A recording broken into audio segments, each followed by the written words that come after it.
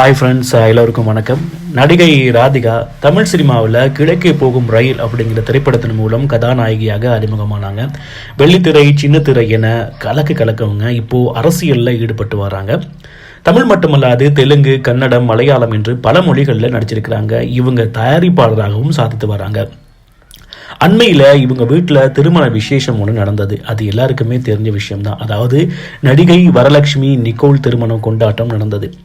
ஒரு விருது விழா மேடையில் நடிகை ராதிகா கடும் கோபம் அடைஞ்சிருக்காங்க. அதில் அவர் பிரபலம் என்பதால் ஒரு சிலர் என்ன வேண்டுமானாலும் பேசலாம் என பேசுகிறாங்க. நாங்கள் நடித்த படம் பிடிக்கலையா, அதை பற்றி பேசுங்க. படத்தில் எங்களது கேரக்டர் பிடிக்கலையா, அதை பற்றி பேசுங்க.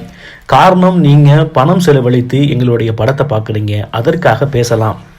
ஆனால் எங்களது சொந்த வாழ்க்கை பற்றி பேச உங்களுக்கு யார் உரிமை தந்தது? பிரபலங்கள் என்றால் நீங்கள் என்ன வேண்டுமானாலும் பேசலாமா? முகத்தை காட்டாமல் என்ன வேணாலும் பேசலாம், எவ்வளவு கீழ்த்தரமாகவும் பேசலாம் அப்படின்னு சிலர் நினச்சிக்கிட்டு இருக்காங்க. நாங்கள் பிரபலமாக இருந்தாலும் எங்களுக்குன்னு மனசு இருக்கு. ஆனாலும் இந்த மாதிரி முகத்தையே காட்டாம கண்ட மேனிக்கு பேசுபவர்களை பற்றி எங்களுடைய மனதில் நாங்கள் ஏற்றுக்கொள்வதே கிடையாது.